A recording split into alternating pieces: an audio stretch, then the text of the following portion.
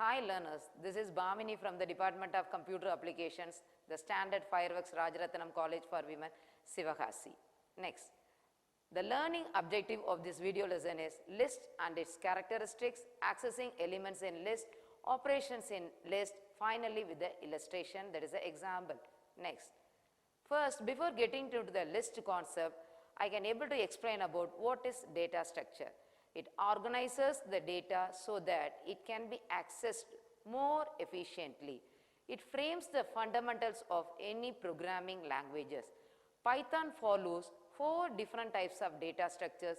First one list, second one is tuple, and third one is dictionary, and the fourth one is set. Next, now let us get into the concept of list. List is a collection of values or items of different data types, that is it can include integer, string, boolean, any types of values can able to be stored in a list. The items of the list are separated with a comma and it can be enclosed with the square brackets. Next, characteristics of list. It is ordered. The list element can be accessed only using index starting from 0 and finally length -1. It is mutable. Mutable in the sense it can able to be changeable. So whatever elements you have stored in the list can able to be changed and it can be reframed.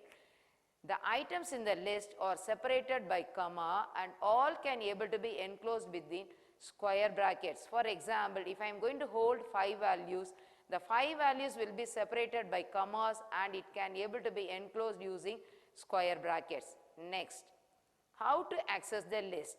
The list can be accessed either using forward direction or it can be accessed using backward direction. Forward direction means it can able to be accessed using the index 0, 1, 2, 3, 4 and 5. In the backward direction means the last element can be identified using -1 and the first element can be identified using -6. So -1 to -6 can able to hold 5 elements retrieved in the list. How to access individual elements in the list means list of 0 retrieves the first element, list of 5 can able to retrieve the last elements. So if I want to retrieve a bulk amount of values from the list means, for example, list of 2:4 can able to retrieve the values starting from the index 2 and it can able to end in the index 3, that is 4 -1. So I can able to retrieve 2 elements 2, 3. If I am going to start only with 1: means it can able to retrieve the values from starting from 1 and it can able to be end over. Then next slide. Now operations in the list. So we can able to follow different types of operations in the list. First one is repetition. If I want to duplicate the items of the list means, for example, L1 is the name of the list and I am going to provide *2 means the elements in the list will be duplicated 2 times. So for example, consider I am going to have 1, 2, 3, 4 in the list L1 means it will be duplicated and stored as 1, 2, 3, 4 and once again 1, 2, 3, 4. The next one is concatenation. I can able to create 2 different types of lists and I can able to combine and stored as a concatenated list. That is L1 plus L2 can able to create 1, 2, 3, 4 and 5, 6, 7, 8.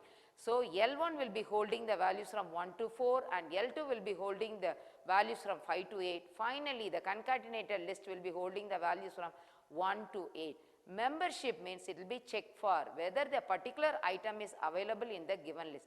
For example, consider if I want to check whether 2 is available in the given list means I can able to give 2 in list 1.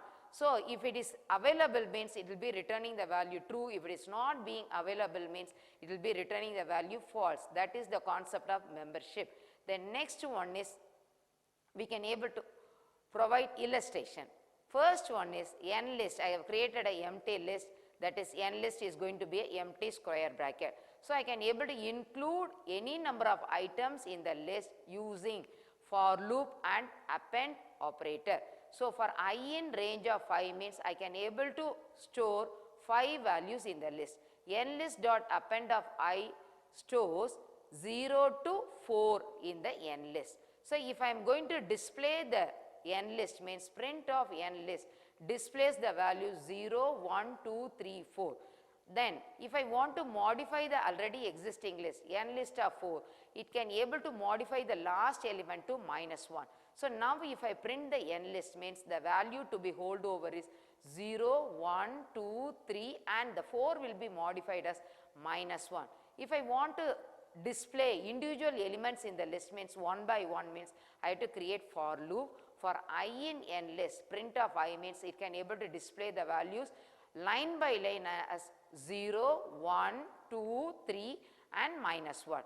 If I want to sort the list, means n list dot sort means the list will be arranged in the sorted order. So how it will be arranged means -1, 0, 1, 2, 3. Sort will be working only when all the elements in the list are of same type.